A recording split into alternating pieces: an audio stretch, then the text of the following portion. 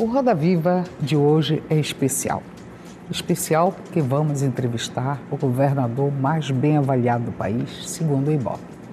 Omar Aziz tem aprovação de 84% da população e consideraram seu governo ótimo e bom 74% dos amazonenses. Já o índice de confiança no governador é de 75%. Esses e outros assuntos vamos debater hoje aqui no Roda Viva Amazonas com o governador do estado do Amazonas, Omar Aziz. Não saia daí, nós voltamos já.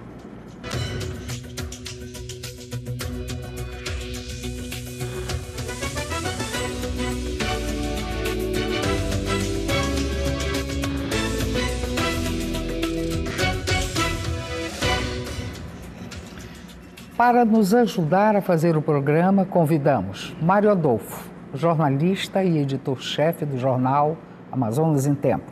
Vivian Alencar, jornalista da TV Cultura do Amazonas, e Antônio Ximenes, jornalista e editor. Conosco também o cartunista da TV Cultura, Euros Barbosa. Nosso entrevistado de hoje é Omar José Abdel Aziz, engenheiro civil. Foi vereador, presidente da Câmara Municipal, deputado estadual, vice-prefeito de Manaus e secretário de Obras. Também secretário de Segurança Pública, vice-governador e há 3 anos está governando o estado do Amazonas. Boa noite, governador. Boa noite, Megarda. Prazer estar aqui novamente com vocês. Estivemos aqui o ano passado. Eu pareço de ano em ano aqui. Bom, essa notícia da pesquisa, resultado da pesquisa, surpreendeu o senhor ou o senhor já esperava isso? Para falar a verdade, não. Eu tenho pesquisas que a gente faz internamente no estado, em Manaus e no interior, e a avaliação do governo sempre é uma avaliação acima de 68%, 70%, ela sempre tem uma variação, mas sempre muito bem avaliada, em ótimo e bom. Agora, uma pesquisa nacional dessa, eu nem sabia que estavam fazendo, então foi uma surpresa. Quando eu fiquei sabendo, foi na quinta-feira à noite, que alguns assessores meus, jornalistas, disseram: olha, governador, tem uma pesquisa nacional que o senhor é um dos mais bem avaliados do país, mas nunca não me disseram que era, também eles não tinham resultado. Foi na sexta-feira de manhã que eu soube da pesquisa e fiquei muito feliz. Eu acho que qualquer um no meu lugar também ficaria feliz e envaidecido. Você ser considerado entre todos os governadores o mais bem avaliado, além de te deixar feliz, te dá uma responsabilidade, né, muito maior, porque a perspectiva é que sempre tem alguma coisa a mais para ser feita, e tem muita coisa que tem que ser feita ainda, e essa é a perspectiva. E quando a população crê em você, confia em você, aí você vê que a tua responsabilidade é redobrada, né? Porque quando uma pessoa não está esperando, qualquer coisa que você faça para ele é uma surpresa. Eu não esperava nunca que esse cara fosse fazer. Mas quando as pessoas esperam de ti algo mais, aí a tua responsabilidade é maior. Tá certo. Por favor. O senhor acha que a partir dessa pesquisa, né, que ele dá esses 84% na avaliação pessoal 74%, 84% na pessoal e 74% de ótimo bom, o senhor acha que o senhor passa a ser olhado de forma diferente pelo governo federal, ou o governo federal tem tratado bem o estado do Amazonas? Eu não tenho que me queixar da presidente Dilma. Não tenho que me queixar. É lógico que eu me coloco como governador, como os prefeitos do interior do Amazonas também se colocam. Sempre a gente quer mais um pouco. E eu também não sou diferente, até porque a minha obrigação é lutar sempre mais pelo estado. Mas a presidente, eu não tenho dúvida nenhuma, ela não tem sido uma pessoa que tem se furtado a nos ajudar. Mas o senhor acha que esse resultado permite que o senhor possa alçar voos maiores em termos de política em nível nacional? Não, de forma nenhuma, de jeito nenhum. Aí as coisas acontecem na vida da gente sem querer. Mário, Deus já me deu prova de existir várias vezes, por várias formas. Eu confio muito em Deus, sempre uma pessoa que coloquei sempre Deus em primeiro lugar. Eu já passei problemas, como todos nós já passamos aqui, quem não passa, né? Eu também sou um ser humano, de carne e osso, não é porque eu sou o governador que eu não tenho problemas. Mas eu já perdi uma filha e Deus me deu 2 filhos maravilhosos depois disso. Não que eu não sinta falta da que eu perdi, mas Deus me repôs isso, né? Eu saí de uma eleição praticamente, para muitas pessoas, acabado na vida pública, que foi uma eleição que eu fui terceiro lugar para prefeito de Manaus, não tive 17%. 2 anos depois, eu sou o governador mais votado da história do Amazonas. Então, quando eu assumo o governo, muitas pessoas diziam, é difícil superar, não sei o quê, e a gente, com paciência, você vai conquistando os espaços. Então, não é atropelando, não é passando por cima, e é colocando a sua vaidade sempre de lado. Todos nós temos um pouco de vaidade. Vaidade é bom pra gente. É bom a gente ter vaidade. Só que a vaidade excessiva, ela te prejudica. Então, eu tenho a vaidade. Quem que não sonha em ser um governador reconhecido? Quem que não sonha em fazer uma boa administração? Quem que não sonha em ser reconhecido nacionalmente? Se você tem uma noção de sexta para hoje, quantas ligações eu recebi de vários ministros, de vários políticos, do meu partido, de colegas governadores, parabéns. E aqui mesmo, onde eu ando, eu vinha para cá ainda agora, o vendedor na rua disse, Omar, você é o melhor, não sei, aquelas coisas das pessoas vibrarem com o teu sucesso, né? Das pessoas vibrarem. Eu sempre digo, o ser humano ele tem que ter um pouco de vaidade, porque senão ele não vai a lugar nenhum, e tem que ter um pouco de ousadia para poder usar. E eu escolhi o quê? Fazer um bom governo. Eu acho que o diferencial é a paciência. Muitas pessoas reclamam de mim, dizem, mas você para tomar decisões, quando o governador toma uma decisão, essa decisão é definitiva. Tu não pode tomar uma decisão hoje e desfazer amanhã. Então, eu tenho muita paciência e isso tem me ajudado a fazer um bom governo e um governo voltado para as pessoas. Não é um governo de grandes obras, mas um governo que transforma a vida das pessoas, que é mais importante que uma grande obra. A pessoa sabe que eu estou transformando a vida dela, com esforço. Então, nós focamos, é isso. Mas alçar grandes voos, sinceramente, se eu pudesse continuar governador do Amazonas, para mim já bastava. Mas, infelizmente, eu não posso. Governador, você poderia, de repente, pontuar alguns... Primeiras mulheres. Primeiras damas. Algumas áreas da sua administração que talvez tenham influenciado bastante nesse resultado da pesquisa? Se você vê a pesquisa, a avaliação pessoal, ela é bem superior à administrativa, né? O que você lê nisso? As pessoas sabem que administrativamente ainda não é tudo aquilo que você quer, mas mas confia em você, sabe que você está se esforçando. Por isso a minha avaliação é um pouco maior, pessoal. E a forma de ser, de tratar, eu acho que isso também, isso se expande rapidamente, né? Cada um tem seu jeito, quem sou eu para estar questionando, mas acho que tem muita coisa da minha forma de ser, da forma de conduzir. Eu acho que aí eu tenho uma equipe fabulosa que tem me ajudado bastante. A minha esposa é uma pessoa que me ajuda muito. Então isso tudo contribui para você ficar bem. Não é o Omar, eu. É uma equipe, é um governo. A própria relação que eu tenho. Outro dia, a Emengarda até disse, olha, o Omar não tem oposição. Mas é porque eu não procuro ter. Já é difícil governar sem oposição, imagine você procurando briga. Eu não vi ninguém construir absolutamente nada de bom para o estado do Amazonas em brigas políticas. Boa a minha próxima pergunta, mas tudo bem, eu dou um jeito de chegar lá. Não, nunca vi. Eu acho que você tem que ter uma boa relação, né? Eu não apoiei o Arthur, mas eu tenho que estar ao lado do Arthur para melhorar a qualidade de vida das pessoas. Muitos prefeitos que ganharam a eleição não eram aliados meus, né? Mas eu não procuro e eu evito muito a discussão pública, eu evito muito essas coisas que não levam, que não interessa a população. A população que está precisando de um médico, que está precisando de um delegado, que está precisando de uma escola para o filho dele, não quer saber se eu estou brigando com o Alfredo, com o Eduardo, com o Amazonino, não quer. Ele quer saber, ei, e eu? Eu te elegi para isso, não foi para você brigar. Então, esse lado pessoal, eu acho que contribui administrativamente, fora a grande ajuda que eu tenho de vários companheiros. Na economia, a Coca-Cola determinou escala global para o suco de açaí com banana, que é daqui. A Petrobras começa um trabalho no sentido da expansão da bacia do Amazonas para petróleo e gás, Silves. E os canadenses estão fortes na silvinita, potássio, altazes, taquatiara, nova olinda. Então, eu queria que o senhor pontuasse um pouco a questão da opção da Coca-Cola de globalizar os produtos da floresta, a questão da silvinita e o potássio no que diz respeito aos fertilizantes e o petróleo e gás, que começa a ter uma nova fronteira agora na bacia do Amazonas. Como é que o senhor está vendo essa questão da economia no Estado a partir dos grandes investimentos que estão sendo feitos e que serão feitos? Você tem que pegar 3 diferentes entidades, né, ou empresas. Você coloca uma empresa como a Petrobras, que é estatal, que poderia estar perfurando mais poços no Amazonas e não tem feito. Deve muito ao Amazonas em relação a isso.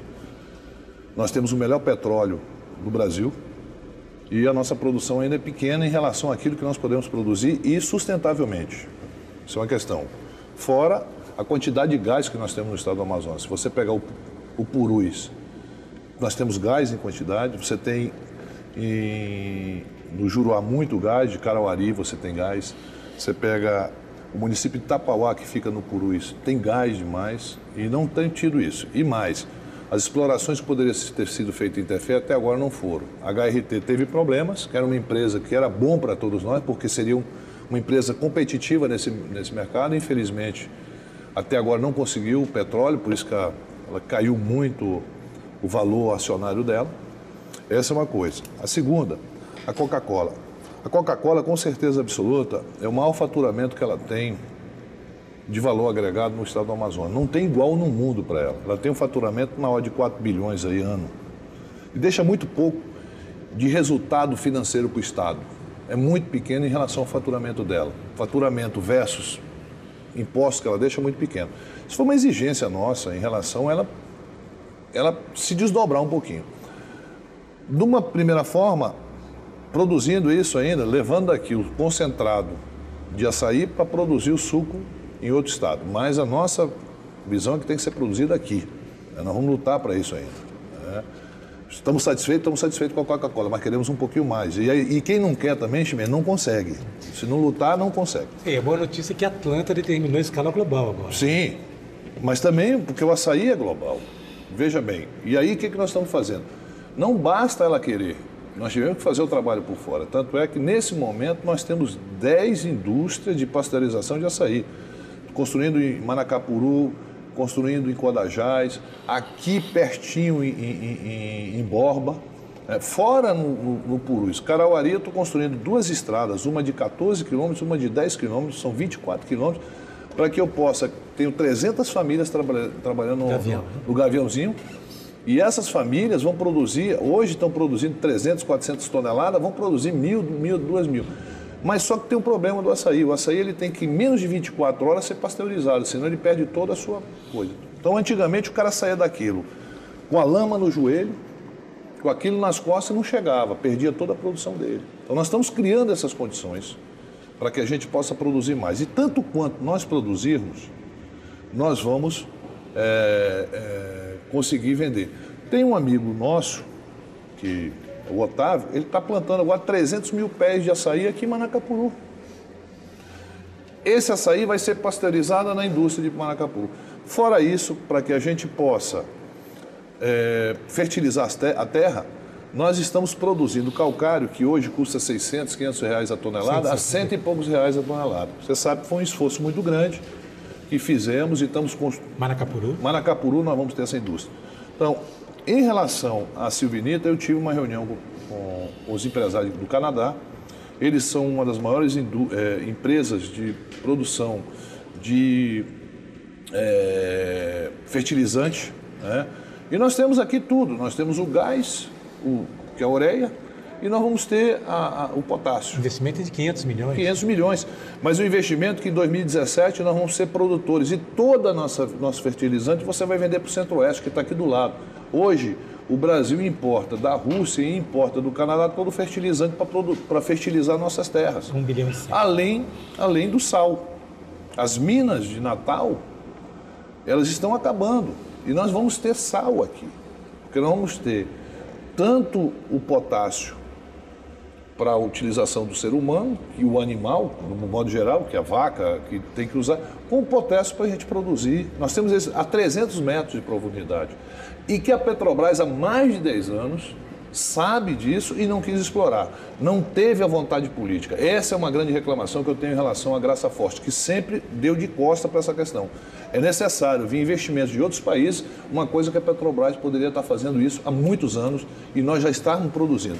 Altazes tem, Nova Olinda tem, Itacoatiara tem, com certeza Urucurituba deve ter alguma coisa, aquela região toda. Bacia. Né? Essa bacia que, segundo os geólogos nos explicaram, teve aí alguns milhões de anos atrás, com o rompimento dessa área, ficou. Então, só tem potássio em 3 lugares do mundo. Rússia, Canadá e nós. Rússia, Canadá e Amazonas. Agora, o Blairo Magic é investir Sim. agora na Silvinita. O Blairo é um dos maiores produtores que nós temos de soja, quer dizer, na área de agricultura. E tem a pecuária. Você pega aqui o Pará, tem 12 milhões de cabeças de gado. Você pega Mato Grosso, tem mais 15 milhões. Você pega Mato Grosso do Sul, mais não sei quantos milhões. Rondônia, 12 milhões. Tudo aqui do lado. Quer dizer, que a gente sai tudo pela Madeira. Se é positivo você trazer soja pela calha do Madeira, e nós temos aqui em Itacoatiara, por que não é positivo voltar essas barcaças cheias de fertilizante? Então, é um trabalho que tem que ser feito. Eu acho que nos próximos 5 anos nós estaremos sendo um dos maiores produtores já de fertilizantes do mundo, e isso é muito importante para a nossa economia. Eu quero mudar um pouquinho o foco. O senhor falou aí sobre a questão da oposição, eu estava me referindo a um aspecto interessante. A oposição tradicionalmente trabalha em cima de resultados visíveis à população. Ou se concentra no vácuo ou nos hiatos administrativos da administração, ou corre para um ponto muito forte, que é a corrupção.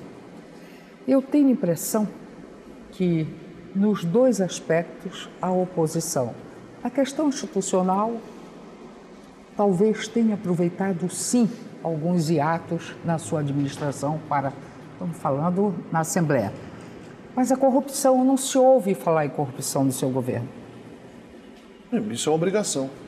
Não é um... Pois é, eu gostaria de saber. Eu não posso entender isso como, eu vou me... Isso é uma obrigação minha. É uma obrigação de qualquer gestor não permitir atos de corrupção dentro do governo. E quando há, tomar as providências necessárias. Então, Mengada, isso aí não... Nós sabemos e sempre lutamos por isso, você como jornalista, a vida toda, e aqui o jornalista também, isso não pode ser um atributo a mais para um gestor. Isso é uma obrigação minha. Eu acho que o atributo a mais é essa conciliação, é essa coisa... Você conseguiu identificar algum foco, alguma coisa e abafou isso? Tentou você não resolver? Abafa mais nada. Não abafa mais. Hoje você não pode dizer que os jornais eles que vão pautar a tua vida, não. Hoje você tem as mídias sociais que depende da boa vontade da conversa do governador com o dono do jornal e dizer, olha, isso não é verdade, não sei o quê. Hoje não, hoje uma coisa está acontecendo agora.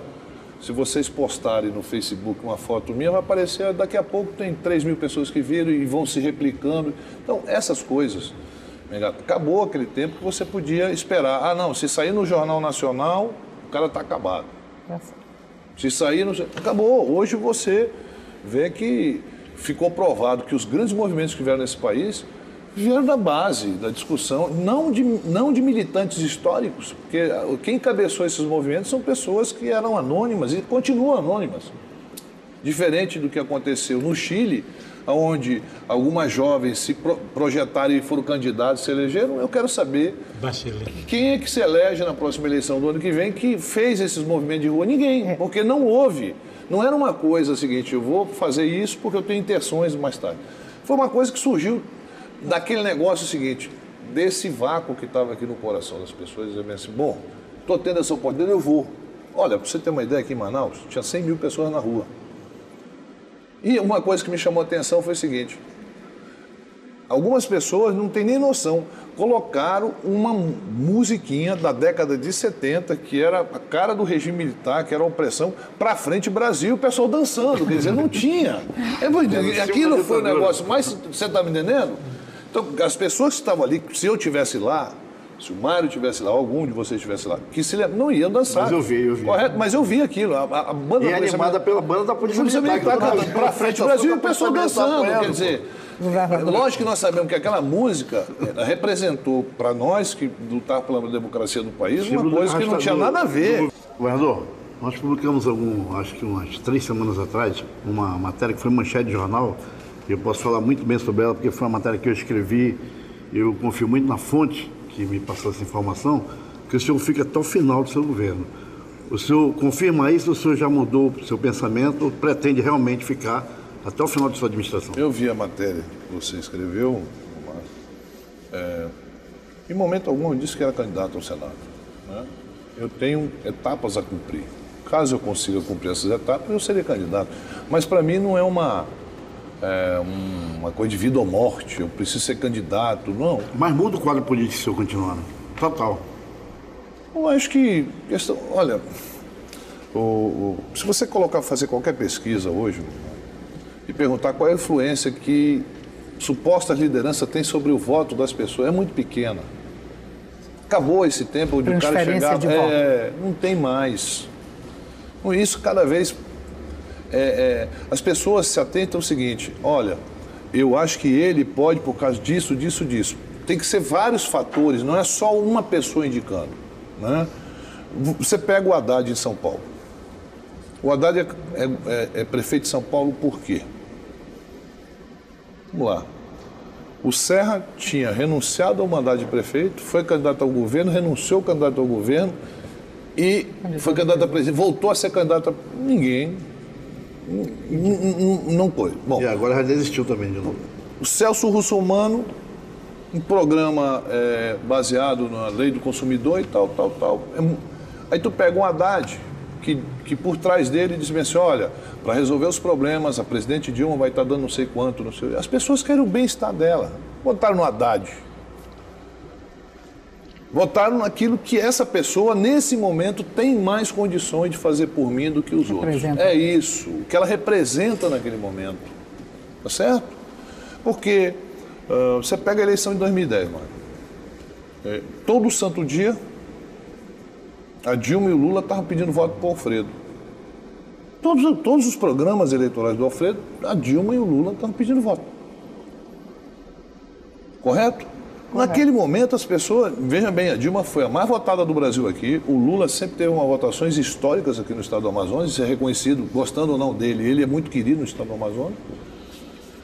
E eu fiz uma campanha com um grupo político forte, os políticos do meu lado, e a população entendeu que eu era naquele momento mais importante e melhor para ela. Votou em mim. Então essa questão de transferência, ela não é uma coisa natural, não é porque o governador tem 70% de aprovação, é porque todo mundo gosta dele, porque ele vai chegar e vai dizer: olha, apoie fulano, não. Peraí. As pessoas dizem: Omar, isso é bom para ti ou é para gente? Eu participei da eleição de 2012, eu apoiei a Vanessa aqui. A Dilma e o Lula também. A Dilma e o Lula também, o Eduardo também. Acho que as maiores forças políticas do Brasil e do Estado estavam apoiando a Vanessa. Ganhou o Arthur. Aí vem aquelas conversinhas, porque foi traído, não que nada, todo mundo, quantas vezes eu fui à televisão pedir voto para ela, as pessoas viram, quantas fotos minhas, todo mundo do lado dela, veio o Lula fazer um comício aqui, veio a Dilma fazer um comício aqui, não mudamos o quadro eleitoral, as pessoas queriam votar no Arthur. E se por um acaso... E aliás, o Arthur, diga-se de passagem, está fazendo uma boa administração, quer dizer, está se esforçando, eu sei das dificuldades que o Arthur tem, é muito grande as dificuldades na prefeitura, são maiores do que as pessoas possam imaginar, porque o dinheiro é curto na prefeitura e os problemas são enormes dentro da prefeitura. Ele está fazendo um esforço. Estou satisfeito com o Arthur. Eu, pessoalmente, como morador dessa cidade, eu estou satisfeito com o prefeito. Agora, o senhor só para complementar, tem contribuído para acontecer isso. A nossa relação, por exemplo, se a gente está resolvendo hoje o problema de água, é por causa da relação. Independente de que eu apoiei ou não, eu sempre tive uma relação pessoal com o Arthur muito boa. Nós somos amigos. Uma questão política é uma coisa. Naquele momento, a minha candidata era a Rebeca, que desistiu faltando um dia. E a Vanessa foi ser nossa candidata sem querer ser nossa candidata, porque ninguém decide uma candidatura para prefeito de Manaus em horas, como foi decidido no sábado de manhã. Governador, o senhor trouxe a deputada Rebeca para ser secretária, pensando de alguma forma em trabalhar o nome dela para a sua sucessão? Não. Ou isso nunca existiu? Não existe isso. Eu acho que a Rebeca precisava, naquele momento, tanto do ponto de vista pessoal, como político, exercer a Secretaria de Governo. Ela saiu muito machucada daquele processo. Eu acho que aquilo conseguiu fazer com que ela restabelecesse qualquer tipo de coisa que pairava sobre a relação dela do ponto de vista pessoal, que foi muito bom para ela do ponto de vista pessoal, estar perto dos filhos, estar perto do marido, foi importante isso. Mas também a capacidade dela de articulação, ela não foi só nomeada por causa disso, ela tem uma capacidade de articulação, da forma dela ser, é uma boa pessoa, gosto muito da Rebeca e fez um belíssimo trabalho. Agora, daí a outras coisas, ninguém nomeia uma pessoa 2 anos antes e dizer, não, você vai ser nomeado porque amanhã tu vai ser minha candidata. Se a Rebeca quiser ser candidata a governadora, ela teria que ter disputado a eleição para prefeito. Mesmo ela perdendo, ela teria muito mais... Volume político. Não, e muito mais capilaridade. A candidatura dela, você acha que são favas contadas ou ainda existe essa possibilidade? Não, eu não falo pela Rebeca. Eu não posso falar pela Rebeca. Eu não falo por ninguém, Mário. Eu falo por mim. Governador, o senhor, depois de Lourenço Braga, de Marilene, de Zé Aldemir, do atual reitor, partiu para cima e disse, vamos ter eleições diretas na UEA. Queria saber como fica a questão das eleições diretas e como fica a questão na cidade universitária, no outro lado ali, em Iranduba, para que a gente possa se situar como vai ser a construção da cidade, como vai ser a questão do processo político na reitoria. Em 2010 eu assumi em março, final de março, em abril e maio, a universidade estava quebrada. Eu encontrei a Universidade Estadual do Amazonas quebrada. Uma má gestão feita... A UEA. A UEA. 2010. Literalmente quebrada, não estou aqui dizendo literalmente quebrada, sem recurso, devendo, calado. Nós conseguimos reestruturar, graças ao Zé Ademir, que por motivos de saúde teve que sair, e agora o trabalho do Cleinaldo, que me ajudou bastante. Hoje a UEA ela é superavitária, está fazendo 16 núcleos no interior do estado, 16 ao mesmo tempo, e estamos construindo a cidade universitária. Mas teve um porém nessa questão dessa decisão. A primeira reunião que eu tive com a comunidade universitária, o DCE, os centros acadêmicos, os professores, me chamaram à razão. Como é que um governador que lutou pela democratização desse país, lutou pela democratização dentro da universidade, lutou para que tivesse eleições diretas para reitor da UFAM, poderia depois ser contrário? Não dá para me dar uma IFHC, que eu escrevi um negócio e depois vou fazer outro. Esqueça. Não, esqueça. Não é assim. A minha história eu não vou esquecer. Aí eu disse, nesse primeiro momento vai ter eleições para diretores. Aí houveram 2 eleições para diretores de unidades, transcorreu naturalmente, democraticamente, e aí eu disse que a partir do momento que houvesse a maturidade e na escolha da universidade, que era uma universidade nova ainda, tinha apenas 9 anos, 8 anos, fez 10 agora, nós iríamos fazer eleições para reitor. A última reunião do conselho está acontecendo hoje e amanhã. Aí, eu, na semana passada, chamei o Cleinaldo e falei, chegou o momento da gente fazer a eleição direta para reitor da UEA. Estou marcando a eleição, o conselho vai decidir no dia 20 de março.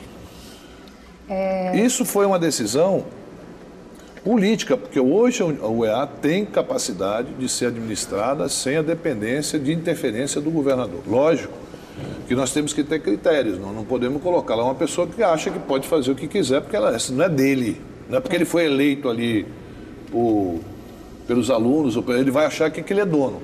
Não, porque a universidade não pertence ao governador, aquela universidade não pertence aos universitários. Aquela universidade pertence a todos os amazonenses que moram em qualquer lugar desse estado, que contribuem para ela funcionar, porque ali é uma contribuição somente do dinheiro do estado do Amazonas, não há contribuição federal. Então ela é tão minha como é do homem que mora lá em Pixuna, como é uma mulher que mora lá em Japurá. Então não tem essa diferença. Então o proprietário, o reitor não será o ditador, o cara que, não. É essa questão, essa diferença entre relação ao UEA, porque essa contribuição é de todos nós. Governador, é a maior universidade multicamp do país, né? Com Hoje certeza. ela está funcionando efetivamente nos 62 municípios? Nos 62, Manaus e mais 61 no interior. Todos têm cursos. Alguns têm 2, 3, outros têm mais de 3 cursos. Alguns são cursos com professor presencial, né? Outros por pela internet, televisão, hoje, que nós temos mas ela está em todo o município. E aonde não tem núcleo, eu estou construindo núcleo. Você sabe que eu chego no município, tem 5, 6 mil pessoas. Eu digo, olha, vou urbanizar a cidade toda. O pessoal me aplaude. Vou construir um novo hospital, o pessoal aplaude. Vou construir a UEA. Todo mundo vibra. Sabe por quê? Porque aquele cidadão ali, sofrido, que não teve a oportunidade um dia de ir para uma universidade, ele está na esperança que o filho dele possa ter uma vida melhor do que ele. É essa a esperança que a UEA dá para essas pessoas. É essa a esperança da cidade universitária, onde nós vamos ter 2 mil pessoas morando lá dentro. Mas não são 2 mil pessoas vindas de outros estados, não. São 2 mil caboclos que moram no interior do estado, que vêm de lá, vão estudar e vão se formar e vão se tornar doutores e um dia vão voltar para esses municípios. A cidade universitária ela é importante por causa disso. É porque nós vamos ter a oportunidade de formar centenas de jovens e esses jovens é que vão desenvolver esse interior. O que falta para a gente no interior muitas vezes são recursos humanos. Pessoas que estudaram para voltar, eles não voltam, eles ficam ou vão para outros estados, mas não voltam para o interior. Essa lei que eu estou encaminhando para a Assembleia, que o próximo vestibular de medicina, de enfermagem e de odontologia, a pessoa depois de formada ela tem que passar 1 ano trabalhando no município. 1 ano só. É o mínimo que essas pessoas podem fazer num curso tão caro como de medicina e odontologia, pago pelo povo amazonense. Porque se a gente não gastasse esse dinheiro na universidade, esse dinheiro existiria do mesmo jeito, nós gastaríamos em outras coisas. Não é uma coisa de outro, não tem recurso de outro lugar. Esse recurso é do povo amazonense. Então tem que ser focado para o povo amazonense. Da sua resposta aos MENs, falando sobre projetos econômicos, eu vejo uma questão de análise não só da vocação econômica, como alternativa de projetos econômicos para o Estado, para sustentar a Zona Franca de Manaus, que continua muito preocupante. Ela é preocupante. Hoje, Manaus se tornou o 6º PIB novamente. Né? Eu soube dessa informação há pouco aqui na sala da Vânia. Houve uma retomada, então? Houve uma retomada? Não, veja bem. Você vê o ICMS hoje do Estado do Amazonas que está salvando os municípios, porque o FPM caiu. Os repasses federais caíram muito com as desonerações que foram feitas. O ICMS é que melhorou bastante esse repasse para os municípios. Mas, Emengada... O PIN, 40 bilhões de faturamento de dólares. Veja bem, você tem 40 bilhões de faturamento de dólares, que dá 100 bilhões de reais. Bilhões de dólares. Sabe quanto muito mais do que o orçamento de muitas fica capitais financeiramente para o Estado do Amazonas? Não fica 4 bi do polo industrial. De mudança na lei. 100 bilhões não fica 4 bi. Quer dizer, você está falando aí em 0,4%. 4 bilhões de reais. 4 bilhões de reais. Nós estamos falando aí em torno de 40 bilhões de dólares, que vai dar em torno de 100 bilhões de reais. Então nós estamos falando aí, 4 bilhões dá o quê? O 0,4. Não dá 4%. Não dá meio por cento. Não dá meio por cento. É o que fica. Porque se a arrecadação do Estado é 14 bi, 13 bi, não é de CMS só. Porque tem repasse, tem uma série... Isso, e tem o comércio. Comércio que... Tá certo? Então o que aconteceu? Hoje você tem um crescimento enorme no faturamento dos bens de informática que fica muito pouco para o Estado do Amazonas. Gera emprego. Mas em termos de ICMS, nada, zero. É 100% de desoneração, para você manter competitividade. Você pega as empresas tradicionais que tiveram que fazer parcerias ou venderam parte para sobreviver. A CCE é uma delas, teve que fazer parceria com a Lenovo. Parceria nada, foi vendida mesmo. Sim, querida. Mas senão acabava, fechava. Fechava. Já foi a empresa de maior número de trabalhadores que nós tivemos no distrito. 7 mil, 8 mil na época. Tá certo? O Lírio Parisot que investiu 400 milhões agora. Sim, mas veja bem, hoje nós estamos falando um negócio, não tem mais material, não tem produto que entra na residência de qualquer pessoa, seja qualquer nível social, que seja de má qualidade. Certo. O celular que eu uso, você usa, a pessoa hoje, ela trabalha, tem um salário um pouco menor, mas ela também tem esse direito, ela vai e compra uma qualidade. Você vê que só a Samsung está produzindo 14 milhões de celulares esse ano. 14 milhões de celulares esse ano. Fora tablet, fora outros bens de informática que estamos produzindo aqui, eu estou falando numa empresa que saiu em 2010, quando eu assumi, tinha 3 mil operários, hoje tem 7.800 operários, mais do que dobrou. E mesmo com a unidade de Campinas. Mas se você for dar uma olhada, dobrou o número de operários, dobrou o faturamento, mas não dobrou a arrecadação. Tá certo? Por quê? Por causa que nós estamos... O que me preocupa hoje é o seguinte, o que me preocupa hoje é uma coisa, só 2 setores. Um setor, basicamente, é que arrecada para o Estado, que é eletroeletrônico. Tá? O pó de 2 rodas, nós estamos com os problemas que todos nós conhecemos, ele deu uma estagnada. E a área de informática, você não arrecada absolutamente nada. Ela tem contribuição para o UEA, tanto é que a contribuição da UEA existe, aumentou bastante o recurso da UEA. Por quê? Porque nós tivemos um upgrade. Você pega o concentrado, falei agora no faturamento da Coca-Cola, 4 bilhões, deixa 100 e poucos milhões ano. Né? Isso as pessoas dizem, olha o faturamento, quem vê lá fora, Brasília é menor do que Manaus. O PIB de Brasília é maior do que o do Amazonas. Vou fazer uma pergunta que ela pode ser um pouco incômoda, mas ela precisa ser feita. O senhor me disse agora, na entrevista, que herdou uma herança na UEA de uma dívida que estava quebrada. Comenta-se muito que o senhor herdou também outra dívida que o senhor talvez, se pudesse escolher, não tivesse herdado. Foi a pagar a ponte e ter que construir uma arena quando nós tínhamos um estádio pronto, que bastava uma reforma e que o senhor seria contra, nos bastidores, demolir o estádio para construir novo. Eu queria que o senhor falasse no primeiro momento sobre essa dívida da ponte que o senhor teria herdado e sobre essa forma de construir um novo estádio, quando teria um premiado internacionalmente, uma obra do arquiteto Severiano Mário Porto, que precisava apenas de uma reforma como o Maracanã. O que o senhor tem a dizer sobre isso? Bom, se fosse só uma reforma, nós não teríamos sido sede da Copa do Mundo, vamos ser sinceros. O Maracanã não foi? Você está falando no Rio de Janeiro. Nós tínhamos que ter algo a mais. E aí houve um esforço muito grande, não dá para tirar o crédito que tem crédito nisso. O Eduardo, ele se articulou bem, a Coca-Cola nos ajudou muito, sou muito grato à Coca-Cola e à Sony, que são 2 grandes empresas que patrocinam a FIFA, que nos ajudaram a conseguir para trazer. Não é tão simples trazer uma Copa do Mundo para Manaus, né?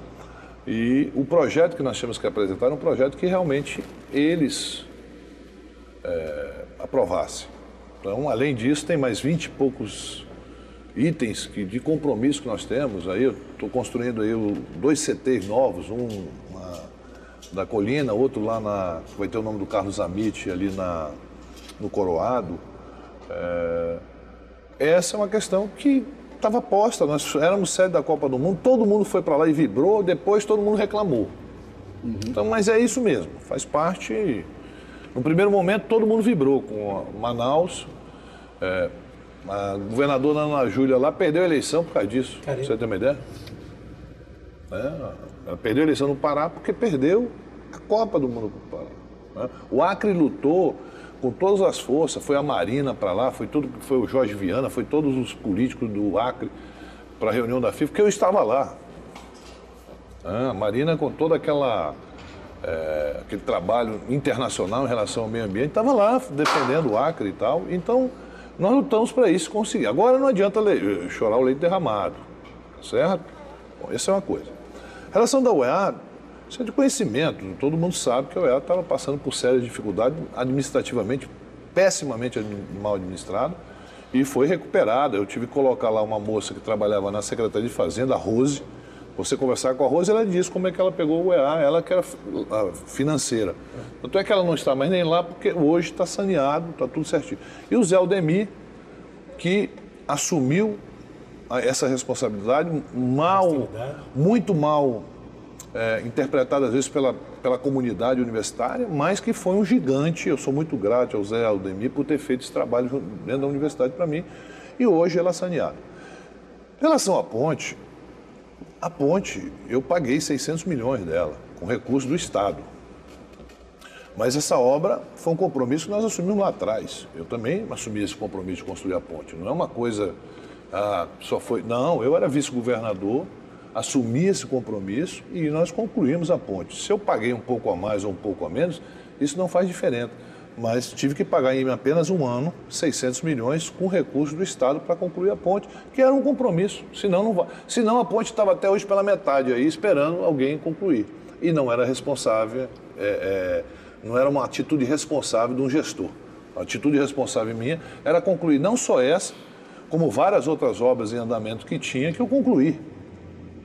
Que é normal, como eu também, eu saindo no final do ano que vem, muitas obras ainda estarão em andamento, não estarão concluídas, que os próximos governadores vão ter que concluir. Vamos lá, você pega uma estrada Manoel Urbano, são 80 quilômetros de estrada. Não espera que se faça em um verão de 3 meses uma estrada desse porte, não se faz. É uma obra de 2, 3 anos, correto? Você pega uma cidade universitária que você está construindo tudo do nada. Você não vai construir isso em um ano. Você pega a Avenida das Flores, que são 14 quilômetros de estrada que nós estamos construindo. Quem vai lá visitar a obra, alguns jornalistas já foram lá, é um negócio espetacular, convido vocês até para ver. Não é uma coisa... Então, quem for me suceder futuramente, né, independente se eu fico até o final do ano ou não, vai ter que concluir essas obras, que é natural, faz parte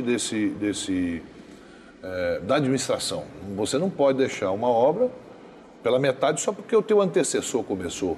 Isso não é ter espírito público, né? E uma coisa, eu não faço política usando o meu nome. Você pouco vê, o meu nome está em cima do governo. Eu não sou personalista, eu não faço campanha em cima do Omar, porque o Omar não.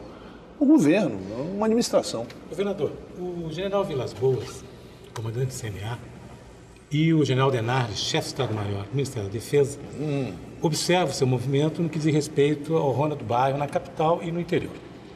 Nós queríamos saber como está a sua política para o interior do Ronda dos Bairros, quanto o senhor investiu na área de segurança e o quanto isso foi importante para o seu desempenho nacional como o melhor governador do país. Segurança é um negócio muito... Está tudo bem agora, daqui a 15 minutos pode acontecer um fato que muda toda a opinião sobre segurança pública. E segurança pública é uma área que eu costumo dizer para todo mundo. Você tendo dinheiro, você vai para um hospital particular quando você não quer ser atendido no hospital público. Se você tem uma escola particular que você agrada, você coloca lá seu filho para estudar numa escola particular. Não quer dizer que as escolas públicas não sejam melhores. É bem melhor, eu acho, as escolas públicas hoje no Amazonas do que as particulares. Mas é um direito do cidadão que tem dinheiro botar o filho onde quiser. Mas delegacia é para todo mundo. Segurança para não tem pobre, não tem rico. E você não convida seu filho no final de semana e diz, papai, vamos visitar a delegacia? Não, você vai para um zoológico, você vai para um parque. Ninguém visita a delegacia. Ninguém gosta de entrar em delegacia de polícia. Ninguém suporta entrar na delegacia. E tem um problema sério. Com o passar do tempo, muitos problemas que acontecem no dia a dia da população, e ela chega aflita para ser atendida, virou paisagem para alguns policiais. Então, aquilo é mais um fato. Para o cara que está sofrendo, não. Para ele chega lá, pensa que vai ter a solidariedade. Olha, meu amigo, vamos ver. Não, o cara está... E isso não tem governo que consiga. Por isso que nós fizemos uma política salarial em que nós não tivemos problema de greve. Fizemos um acordo com o sindicato, tanto Polícia Civil como Polícia Militar. O reajuste que eu dei para a polícia nesses 3 anos foi acima de 48%. De casos chegando a 60%, numa inflação abaixo de 22%. Para você ter, eu dei um reajuste, o dobro da inflação. Aí depois nós começamos a trabalhar o Ronda dos Bairros, que é uma ação preventiva. E o interior? Da mesma forma. Agora você pega município que passa 8 meses, 1 ano, sem ter um crime, brigas naturais, você pega um município que não tem. O que nos assusta a todos nós que temos filhos, é droga. As nossas fronteiras, mais de 8.500 quilômetros de fronteiras abertas ao tráfico de droga. E aí, é que se não houver uma parceria realmente com o Comando Militar da Amazônia, que tem 25 mil homens na Amazônia, 25 mil homens, para que a gente controle essa entrada. Nós não produzimos drogas, o Brasil não é produtor de droga, ele importa droga. A produção de droga é feita no Peru, que entra pelo Rio Içá, vai lá para Santo Antônio. Ou no Solimões, que entra ali por Benjamin, Atalaia e Tabatinga. Ou entra aqui pela Venezuela e Bolívia. Então, veja bem, toda essa droga, principalmente a cocaína, ela é importada, ela entra. Como uma coisa que eu reclamo muito, tá certo? E tenho feito as minhas reclamações, nada do ponto de vista pessoal, mas pega uma situação seguinte. Chega um voo dos Estados Unidos, demora quantas horas o passageiro para desembarcar desse voo? Quantas horas passa ali para... Meu amigo, tá cheio de muamba no centro da cidade. Tu não precisa ir pegar passageiro que trouxe alguma coisa a mais e passar horas, o cara perde até o voo de conexão. Estão querendo mudar os voos dos Estados Unidos para Manaus por causa desse tipo de problema que nós estamos encontrando com a Receita? Não precisa. Essa muamba toda, esse contrabando todo que tem no centro da cidade, cheio de contrabando, caiu do céu ou entrou pelas nossas fronteiras? Vamos ser rigorosos aqui.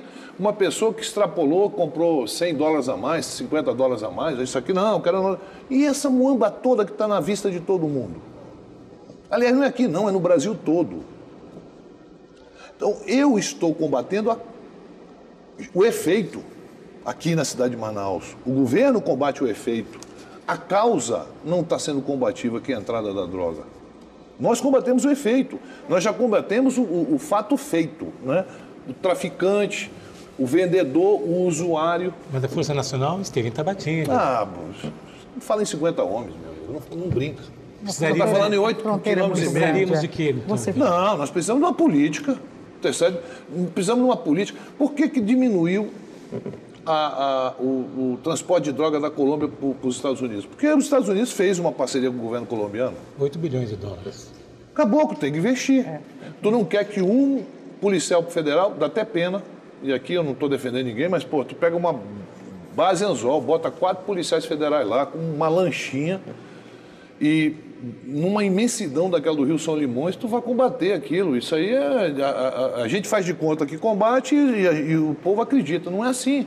Aí o que acontece é o seguinte, a apreensão de 100 quilos. Quando apreende 100, passou 1.000, 2.000. Então o problema é federal. Não, eu estou dizendo que o problema é de todos nós, meu amigo, é da sociedade como um todo. Primeiro que ninguém é obrigado a usar droga. Se a pessoa começa a usar droga, porque algum problema teve. E tu não pode querer culpar o governador porque o teu filho está usando droga, meu compadre. Primeiro que isso aí não é uma coisa que se vende. O cara vai e sabe que está usando uma coisa. Qual é a criança que não sabe que droga faz mal? Mas a questão de segurança é central no seu governo. Meu querido, é central para qualquer governador, para qualquer gestor. Até porque eu moro aqui, meus filhos moram aqui. Eu quero uma segurança boa, não é para mim não, eu quero para toda a sociedade. Eu não sou governador eterno. Eu amanhã deixo de ser governador, eu passo a ser um cidadão como qualquer outro que anda nessa cidade, que quer ir para um bar, que quer ir para um cinema com tranquilidade. Governador, só para arrematar que a nossa amiga vai fazer uma perguntinha. O senhor falou em efeito e causa, né? A saúde teve aí orçamento recorde em 2013, foi 2,7 bilhões a previsão, né? Que representa 22% da receita do Estado. A gente percebe que a mulher ela tem tido uma atenção especial no seu governo, os mamógrafos já estão funcionando nos municípios, mas o senhor destacaria a questão da distribuição gratuita da vacina contra o HPV como uma das maiores ações do seu governo? Preventiva, sim, em relação ao câncer de colo de útero. Porque a incidência que tem do HPV em relação ao câncer de colo de útero na mulher é muito grande. E tem vacina para isso. Então, eu não posso salvar ou prevenir quem já tem o HPV. Tem que ter outro tipo de tratamento. Mas uma criança que não teve iniciação sexual ainda, ela se vacinar, não quer dizer que ela vai começar a ter iniciação amanhã. Ela está vacinada. E ela é que transmite. A partir do momento que você para agora de ter o efeito transmissor, lá na frente você vai aniquilar. Então, essa foi uma atitude que nós tomamos para as próximas 10, 15 anos, a gente eliminar esse nome do vocabulário do amazonense, HPV. Essa é a primeira coisa. Em relação ao câncer de colo de mama, Colo de útero. Câncer de mama, nós estamos colocando 61 mamógrafos em todos os municípios do interior. Agora, o problema não é colocar o mamógrafo. Não adianta eu descobrir que a mulher tem um nódulo e dizer, olha, dona Maria, parabéns, a senhora foi premiada com nódulo. Ela quer se tratar. Você precisa dar condições para ela se tratar. Não adianta dizer que ela tem e não trata. Quantas mulheres hoje, perdidas nesse Amazonas, morrem com esse tipo de doença sem saber que estão morrendo daquilo? Porque as pessoas antigamente diziam, morreu de infarto. Não, às vezes está não tinha um instituto de medicina legal para fazer, não tinha um médico para dar, então todo mundo morria de infarto. O cara tinha um AVC, morria de infarto. A pessoa tinha câncer, morria de infarto. Aí você tem, né, se detectado, já está funcionando em 5 municípios. Até janeiro, mais 30. E até fevereiro, os outros municípios. Então eu vou ter mamógrafo em todos os municípios do estado do Amazonas. Governador? Isso, para mim, da forma preventiva que a gente possa trabalhar, é uma coisa importante, porque aparentemente parece caro. Não é. É muito mais caro o tratamento, porque quando você vai para dentro do SECOM, você vê ele cheio de gente, demanda é muito maior do que a oferta. Né? O que nós ofertamos de serviço de rádio e quimioterapia, já temos aqui uns 30% dos pacientes hoje do SECOM que são irmãos que vieram de outros estados. Pessoas que vieram de Rondônia, de Roraima, do Acre, do sul do Pará, muita gente. Que nós, de braços abertos, que a gente não olha nacionalidade nem região para atender. Mas são pessoas de outros estados, porque lá não tem esse tipo de tratamento. Mas nós temos que focar muito nisso, na prevenção. Fernando, como é que o senhor avalia, nesse tempo de governo, a questão da saúde no estado? Primeiro, os médicos, que muitos deles condenaram o programa Mais Médicos, mas a maioria não quer ir embora para o interior. Não, mas eles continuam. E eles fazem uma crítica muito grande ao governo, que eu queria saber do senhor como é que você avalia isso. Eles dizem que existem hospitais maravilhosos, mas não tem medicamento que eles possam atuar, que às vezes suspendem certos procedimentos por falta de equipamento. Eu queria que o senhor avaliasse isso e a questão do Mais Médico também, no Amazonas. Olha, Mário, deixa eu dizer uma coisa. Eu respeito todas as categorias, como respeito os médicos. Né? Mas tu já foi ali no consultório médico alguma vez fazer um exame particular? Não? Mas tua esposa já pode ter ido, teu filho ou tua filha, alguém já foi. Você chega numa sala de 2x2, é 2x2 aqueles consultórios, tu paga R$600. Aí a pessoa vem dizer que não tem condições de atender. Sala de 2x2 nós temos muito maiores e muito melhores de equipamento. Não é verdade. Nós temos a média de 80% dos remédios que nós somos obrigados a oferecer sempre na prateleira para oferecer. O remédio para a gente é muito mais barato. É muito mais barato. O custo dele do que o transporte. A gente compra uma dipirona em Manaus a 0, alguns centavos. Só que para transportar essa dipirona lá para Envira é muito mais caro. Tá entendendo? Isso o governo consegue abastecer toda essa rede. Não é fácil, não. E você pega aí 1,5 milhão de quilômetros quadrados para apenas 61 municípios, tá bom? Só para 61 municípios. Se você pegar 1/3 do estado do Amazonas, estão os 800 municípios de Minas Gerais, todinho num terço. Você tem município de 2 em 2 quilômetros, um com 1.500 habitantes, outro com 2.000 habitantes, outro com 800 habitantes, é assim. Aqui é horas e horas de barco, dias e dias de barco para você sair de um para outro. Ou de jato eu levo mais tempo para chegar em Envira do que para Brasília.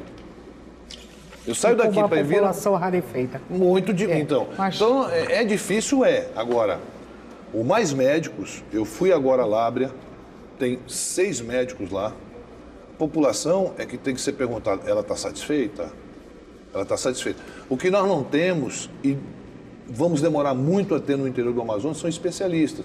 Então você precisa de ginecologista, que nós não temos, você não tem pediatra, você não tem cardiologista, você não tem neurologista. Se houver um acidente de uma pessoa que tiver um traumatismo craniano, ele tem que ser transportado para Manaus. Aí as pessoas dizem, o governo gasta milhões com avião, mas tu traz um cara com traumatismo como? A pé?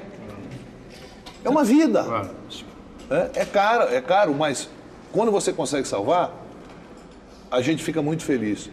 Então o cara cai de moto no município, ele vai para o hospital, chega lá, não, isso, olha, pessoal, tem que levar para Manaus, porque o cara vai ter que operar a cabeça. Ninguém abre a cabeça das pessoas. É alta complexidade. É alta complexidade. Senador, então, nós não temos isso no interior e nem vamos ter tão cedo. Acabou o nosso programa, terminamos. É uma pena. Eu fiquei aqui com uma tonelada de perguntas, e vocês também. Mas eu quero agradecer muito a sua presença aqui no programa Roda Viva Amazonas, esperando que essas visitas se tornem mais frequentes, se for possível. Eu também espero. Eu espero. Às vezes a gente não se manda, né? O governador não se manda. Não. A agenda não é feita por você, né? Você não escolheu. Eu quero agradecer a você, Megada, a Vivian, ao Mário, ao Ximenes, ao Antônio Ximenes, a toda a equipe daqui, aos companheiros que estão. E desejar a todos vocês um bom Natal, muita harmonia em família, muita saúde e que 2014 seja bom para todos nós. Né? Seja bom. E eu espero 2014 vir aqui novamente falar sobre mais novidades. Tá bom, euros, por favor. Também do senhor da TV. Olha, obrigado, meu compadre. Obrigado mesmo, meu irmão. Muito obrigado. E você que está em casa, muito obrigada. Obrigado ao Mário, obrigado ao Ximenes, obrigado à Vivian. O nosso programa vai ao ar às quintas-feiras e domingos, sempre às 22 horas. Obrigada e até o próximo programa.